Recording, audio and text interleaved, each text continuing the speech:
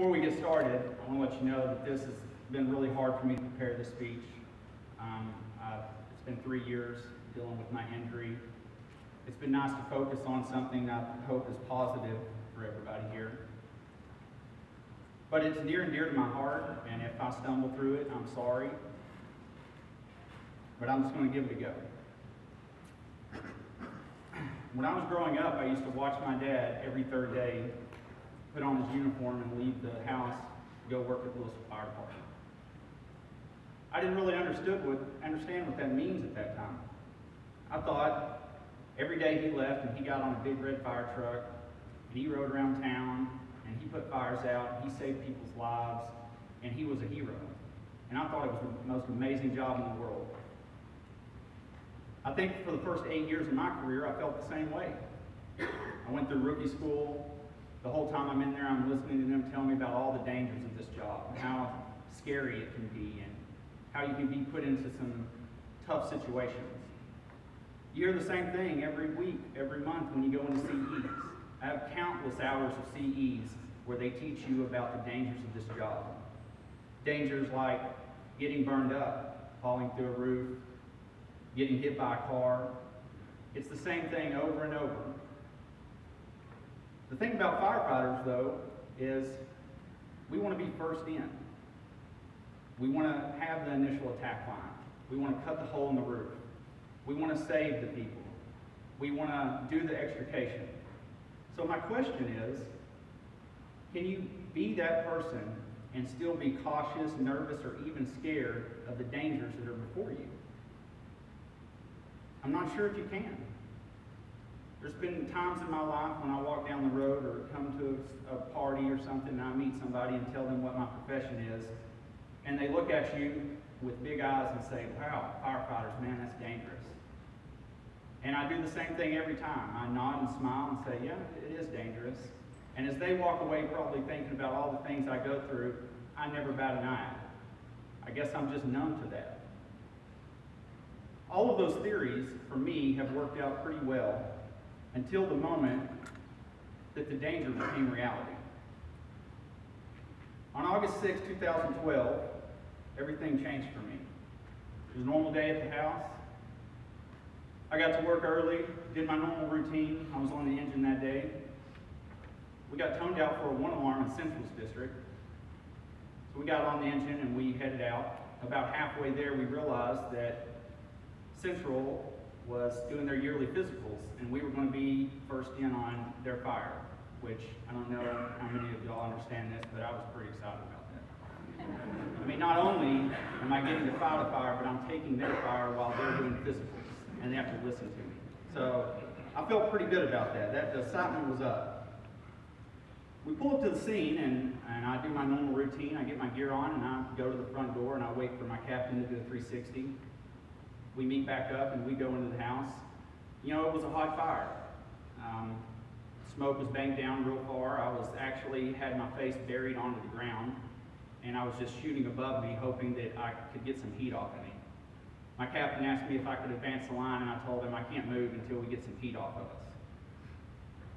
It seemed like forever, but I'm sure it wasn't when looking back. But the truck got there and did their duties. They cut a hole in the roof, and another engine company pulled the line around to the back, and it just seemed like everything went like clockwork. We knocked the fire out. Everything was good. Everybody was happy, and we switched to overhaul. You know, when you switch to overhaul, you got a lot of different theories. Some people are walking around with no gear on. Some people have full gear on. You know, I'm not sure, what the dangers are at all times. But for me, I was still interior, and I was tapped on the shoulder and asked to go back and put a hotspot out in a laundry room. I made my way around to the laundry room with my captain's help, and it was a small laundry room, big enough for one person, and there was a small fire in the cabinet above the washing machine. It seemed like no big deal. I've already done this whole job. I'm going to hit this, and I'm getting out of here. So I thought. I took a half step in and turned, opened the nozzle, and as soon as I did, I felt a sharp pain on my left shoulder. Not knowing what that was, I backed out, thinking I'd been hit by a tool. So I looked back to see if my captain was swinging a tool or doing something something, and he was helping me with the hose. He didn't have a tool in his hand. So I'm thinking to myself, oh, that's weird. I better go in there and get this thing out. I don't know what's going on. So I make the second attempt. In the second attempt, I get the same thing. So I back out and I look up thinking maybe, it was very sharp and distinct, so I'm thinking maybe a nail on it, something's falling out and hitting me, and I didn't see anything. So I know my task is to put this thing out, and it's my last task, and as all firemen know, when we get assigned a task, that's what we want to do. We want to finish the task, we want to finish the job, because that's what we are. So I repositioned myself, and I thought, you know what, I'm just going to get in here and do this and get done. So I pushed myself more into the room, opened the nozzle, and when I did, I realized really quick what was happening. I was getting electrocuted. It was an unbelievable experience that I probably could never describe to anybody. All I know is I couldn't get away from it. I couldn't turn the water off. I couldn't get away from wherever I was. I couldn't even open my eyes. I was clenched so hard.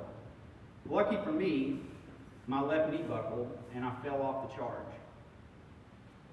I don't know if I radioed out or I called out to my captain, who quickly got there. He got me up and I walked out on my own power. On the way out, I could see guys passing me, and they had wide eyes like I was a ghost or something. I thought maybe I look a lot worse than I feel. I sat down on a picnic table. They took my gear off, and I was having violent tremors. But really, that was it. They talked me into getting into the ambulance and going to the ER, which, as most firemen know, I didn't want to do that. I told them I was fine. I don't want to go to the ER, but they convinced me to do that, which was good. I spent 12 hours in Medical Center of Lewisville. They ran a few tests on me, hooked me up to an IV. They did an EKG and saw a weird rhythm, is what they told me, but that went away within a few hours and everything was clear. When the blood results came back, I had a high level of muscle enzymes floating around in my bloodstream. To them, that meant that I was having muscle breakdown, that something had burned a muscle in my body and it was breaking apart and floating around in my bloodstream. Right about the time I get the results, I get a really bad calf cramp in my right calf. It was tremendously painful. I chalked it off at, I just fought a fire today and maybe I'm just tired and I have a calf cramp. Later, in a few years after that, I found out that that wasn't the case. So here I am with a calf cramp and these weird enzymes, and they tell me, we're going to keep you here for 12 hours until this levels off, and then we're going to send you home.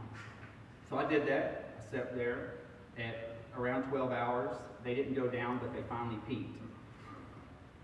They sent me home that night with the thought, and with telling me the only way we will let you go home is if you come back within 24 hours with blood work so we can make sure that everything is in the clear. Well, I don't know if most of y'all have dealt with workman's comp, but that wasn't going to be the case for me. That began a long, to this day, uphill battle with workman's comp.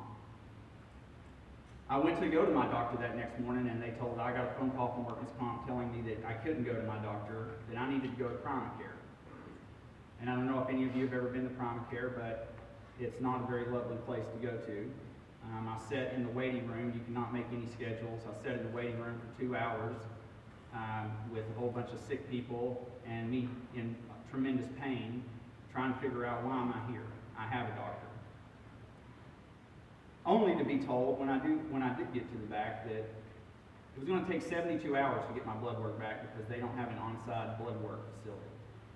Well, that didn't really work from what my doctor said, and that made me very nervous, but I went with it because that's what I was told to do.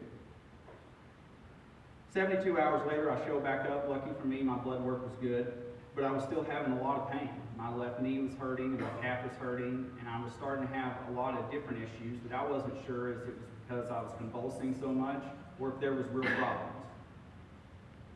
The Primacare doctor literally felt of my calf with both hands and looked at me in the face and said, "Your calf feels fine. I think you're ready to go back to work."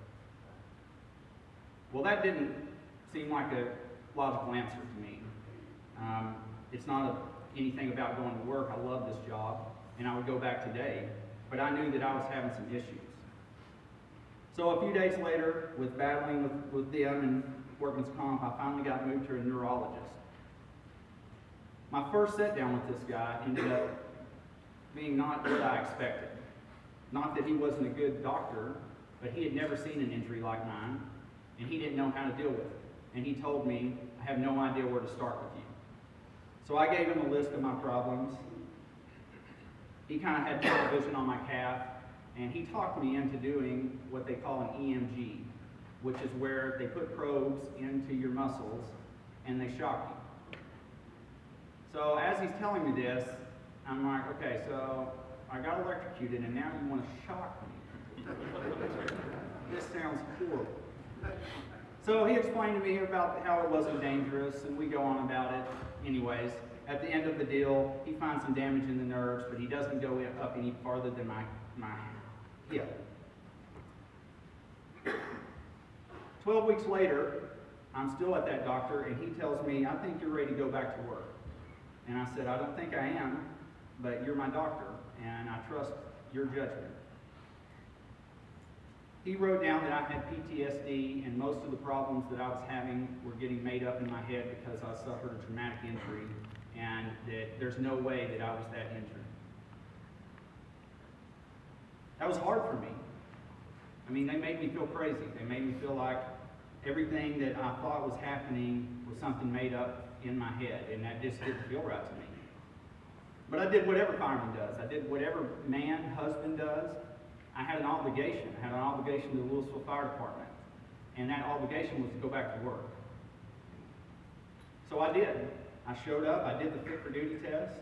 While I'm taking the Fit for Duty test, they jokingly said that this test isn't built for somebody like you. It's built for somebody with back problems, which, looking back now, is kind of funny.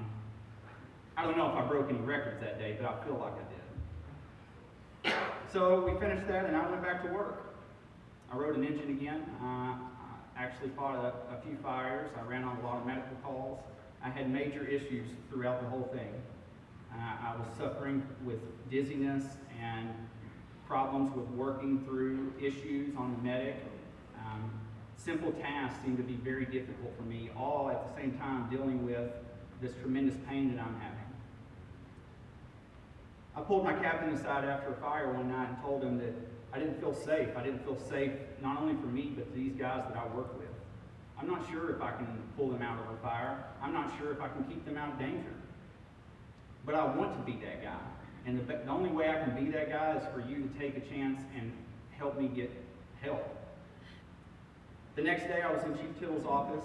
We had a really long conversation about all the issues I was having. He was very concerned about that. And we made a decision to put me on light duty while we tried to figure out how to approach the next step. That was in December 17th of 2012. From December 17th to January, I would say middle of January, I called workman's comp 150 times. I wrote countless emails. I begged them to give me a call back, only to find out in January that the lady that was in charge of my case didn't pass my file along when she resigned.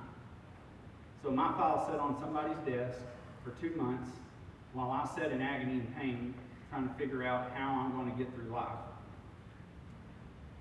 But lucky for me, they finally got that figured out. In the meantime, on January 26th, I was blessed with my first son, Skylar. If we back up a little bit, I got married in March, and I got injured in August. So that's a pretty big feat in itself. We went from a honeymoon state and right into me being severely injured. And now we have a baby. While I was off with him, I made a lot of phone calls, and I finally got my doctor to send me to a knee doctor because I was thinking if I could just get out of here and get to somebody else, maybe they would listen to me. It took about 3 minutes to sit down with the orthopedic surgeon for him to tell me that I needed knee surgery immediately. So that was kind of the beginning of my biggest journey. I had knee surgery, and while I was off with that, my mother and my wife and Chief McGrath came across a doctor at UT Southwest named Karen Kowalski. She sits on the board of directors at UT Southwest, and she is a PM&R doctor, and she deals with electrocutions and lightning strikes. Never even knew somebody like that existed. She sees about 30 patients a year, and she handpicks her patients. I knew it would be a long shot, but we called down there, and she agreed to see me. It was 6 months to the date of my injury that I got to sit down with her. Within 5 minutes of sitting down with her, she told me that everything I had been told was wrong. There had been countless mistakes made, and that she was going to take care of me. She examined me, she looked at me, and she said, "I know you don't want to hear this, but I think your back is broken in multiple spots. And I think that you have some brain damage. And I think that you need to leave here and not lift more than 5 pounds until we can get something figured out, because I think you're only millimeters away from never walking again." That was a long ride home. I got a baby in the back and my wife who's young, and she didn't say much and I didn't. And we got home, and what do you do at that moment? One side of me was extremely excited that somebody listened to me. They gave me a list of injuries that I didn't want, but I'm not crazy. I knew that something was wrong with me, I just couldn't get anybody to listen. So, I can't spend all day here. I wish I could, because 3 years is hard to sum up in 30 minutes. But I'm going to kind of take you through a slideshow of the year 2014 from my first surgeries up until you see me here today.